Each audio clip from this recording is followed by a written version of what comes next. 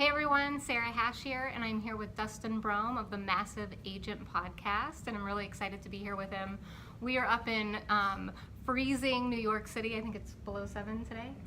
Yeah, it's pretty cold here today. So we are here for Inman Connect, and I stole Dustin away for a few minutes so that I could interview him. Thank you, Dustin, so much for being here. Of course. And so tell me why and how you got into real estate. It was kind of a roundabout story because I think about 9.5 years ago, I read Rich Dad, Poor Dad. Okay.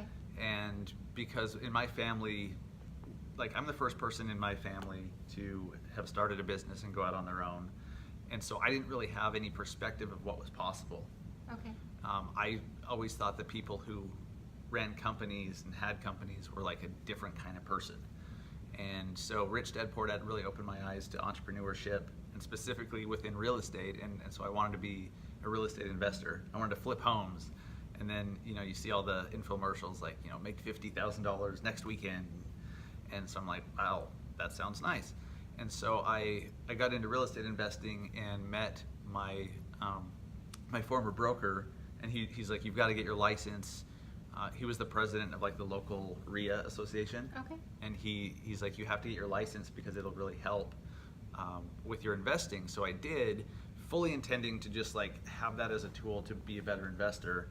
And then somebody referred a buyer to me because they knew I had my license. And so it just kind of naturally progressed into helping more buyers and then a listing. And then I realized I really like being a realtor versus an investor. And so I kind of grew into it. And so I've been a licensed agent for 8 years. Okay, awesome. So you said a different type of person when you said you didn't know you could be that different. What kind of person are you referring to when you say that? Well, it was just a ridiculous misconception I had because I didn't know anyone at the time who had businesses. I only knew people who, I was in my early 20s. Okay. And we were all just working jobs like at a car wash or, like doing dumb stuff. And so I didn't know, like I thought someone who ran a company was like super smart, they got straight A's, like someone not like me. Right. I didn't know that, running a company is like anyone can do it. So you're from Utah. Yep. Did you grow up in Utah? Yep. Oh, Yep. What's your town like? So I'm in Salt Lake City. Okay. Yeah, in the suburbs, and very, very calm, very, low key. It's grown a lot in the last 3 to 5 years, but I love it there because we have 4 distinct seasons. We have a real winter, we have a real summer, fall and spring, so it's great. And people are nice. It's not like rural America, but it's a nice medium between a New York City and like rural Iowa, where people are nice. It's a little more low key, and and there's lots of opportunity there. Awesome. Yeah. So what prompted the Massive Agent Podcast? How did all that get started? You Sure. do more than just the podcast, so Yeah. How did all this get started? Sure, good question. So about 4 years ago, I really started by necessity learning how to do content marketing, how to do content, how to get leads coming in, because what I was doing prior, like door knocking, cold calling, didn't work for me because I hated it, didn't align with my personality, and so I sucked at it and wasn't making any money, which causes problems. And so out of necessity, I started Googling, how to get real estate leads, and I learned about content marketing, specifically blogging back then. So I started doing that, and I didn't have any money to hire a coach or do a course or anything like that would really have sped up the learning process. So I had to YouTube stuff, I had to read articles and learn everything myself. And I didn't know this at the time, but once you create a piece of content, then you have to get people to see it. The content is only half of the battle. I almost think the promotion's more important than the content itself. And so I had to learn how to do that, and over a year or two I got really good at it. And other agents were asking me, hey, how do you do that?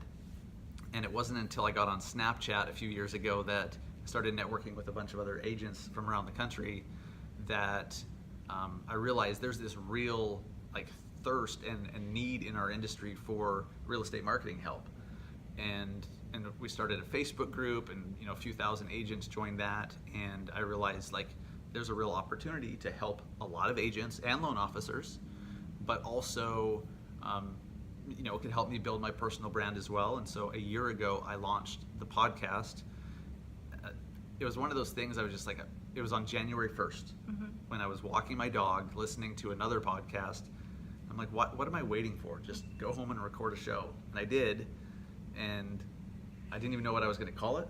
And I was walking the dog, and I'm like, okay, I'm going to do a podcast. And I thought of the term mega agent. And I'm like, what's bigger than mega? And I'm like, massive agent. And I was like, okay, there's the name. Stupid, but I ran with it. And then ever since, it's grown. It's been really fun. Lots of new opportunities have come because of it.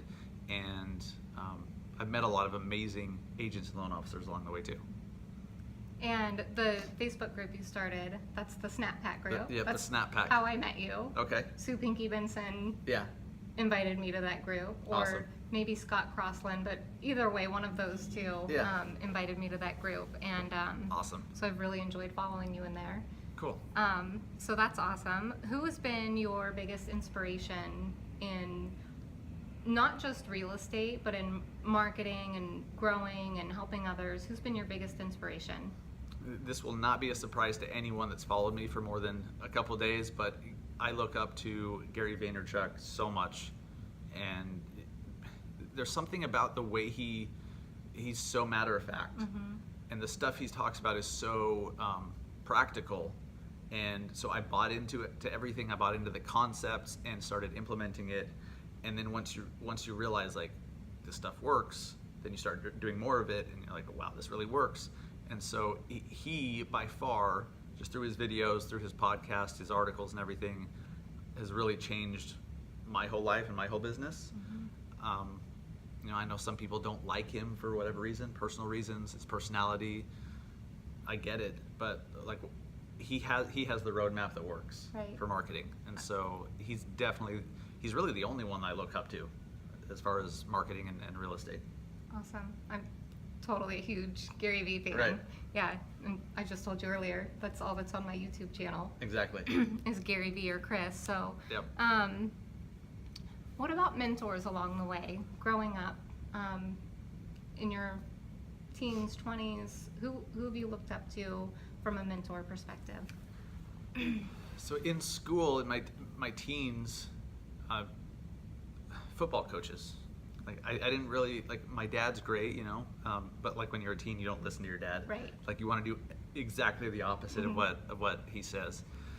It's not till much later when you grow up that you realize how spot on your dad was. But so back then it was football coaches, because they demanded respect, demanded discipline, and so I really looked up to them, and they were very helpful. But then after graduating school, like I just leaned on books and audiobooks really.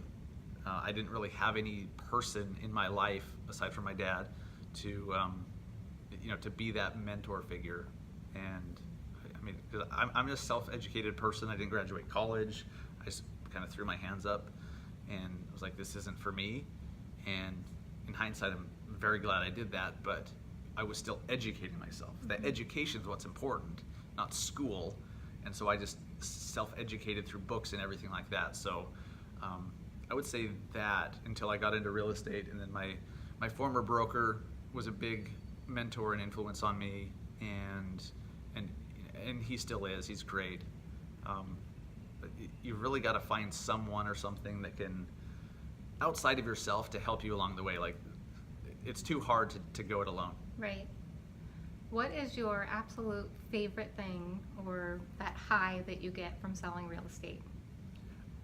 Probably I like the when you make an offer. Right. There's something about that when you're trying to like put your best foot forward and negotiate a few things and figure out creative ways to make your client's offer stand out above others. That's fun, but it's really meeting somebody new, helping them get to the finish line, sitting at that closing table where it's all coming together. That's like the pinnacle of everything. And just when they are excited, when they're happy. Some of them cry. Like it's really it's heavy because you realize like what a big thing you just helped them do. So like that absolutely keeps me going, even on, because we all have horrible transactions sometimes. That's what keeps me going is knowing that most of the time you're going to get to that closing table and just have an amazing experience. What are your top 3 favorite apps for real estate agents that they could use? They're all probably, well, outside of the social networks. I really like using Over. It's a photo editor. You can put images on top of images and logos and stuff.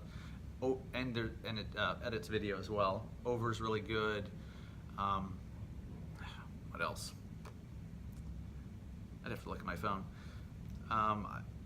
For apps, I like using Rev, R-E-V. That is a voice recorder, and so you can record your voice and then with the push of a button submit it to get transcribed. I love that app. It's so cool. Yeah, that's how I get my text along the bottom of the screen. Oh, nice. The closed captioning. Yeah, exactly. So, and if you want to blog but you're not a writer, you'd rather speak, you could just speak into it. I haven't used it for that. Yeah, so you could just like speak and then it transcribes it and you can turn that into an article. So Rev's really cool, and it's only $1 a minute. Yeah. And they do the captions for videos, which is awesome. The Starbucks app, because it keeps you caffeinated, which is kind of important. That's really important. Where's my Starbucks? To me it is. It's too far away. I'll run with the Starbucks app. That's important to me. I use it, a couple times a day. And you get rewards and free coffees. Exactly. Right.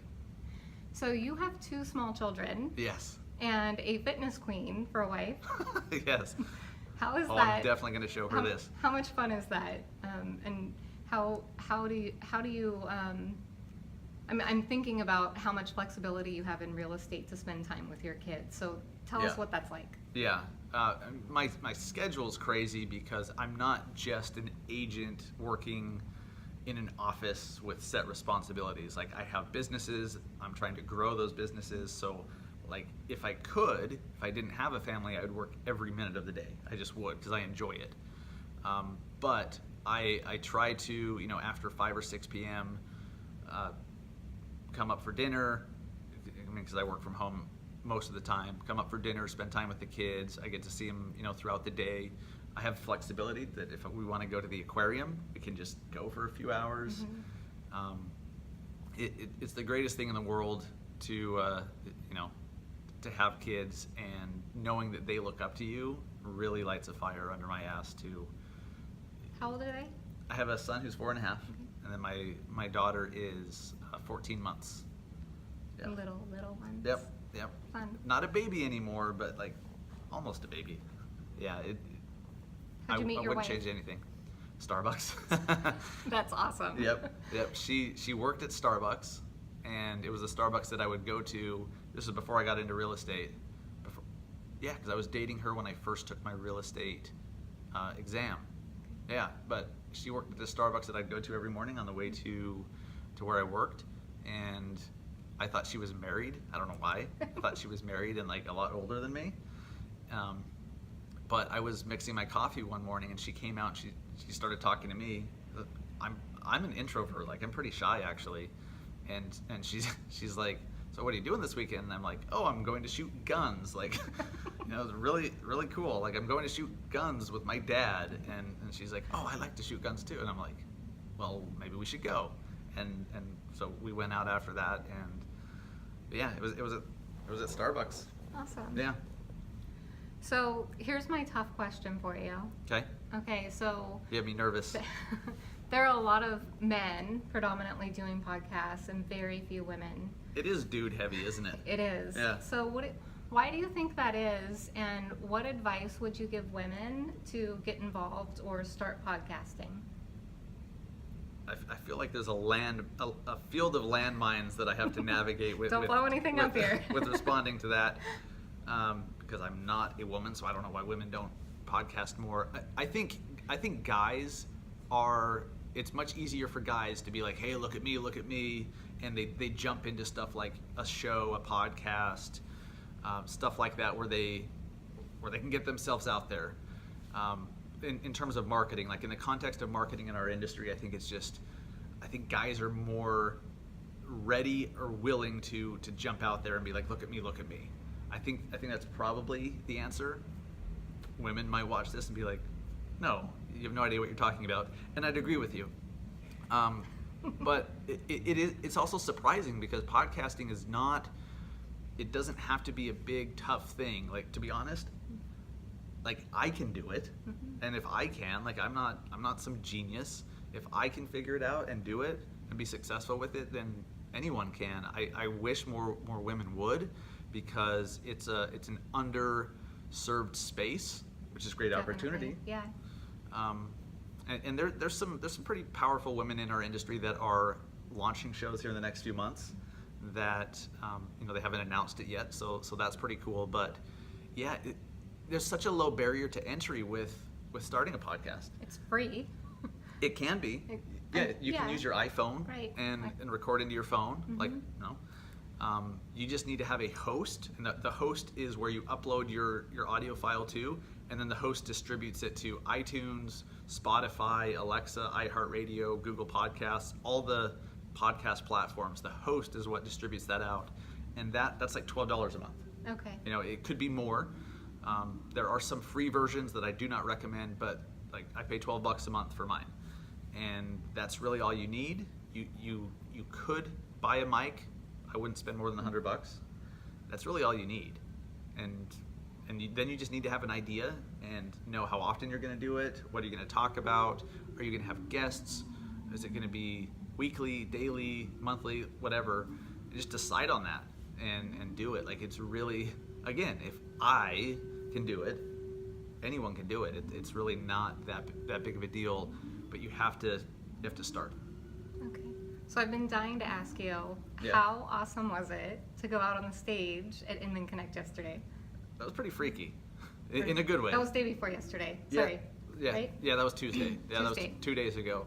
Yeah, that was awesome. That was the biggest crowd I've spoken in front of. I've done some keynotes before, but that was really cool.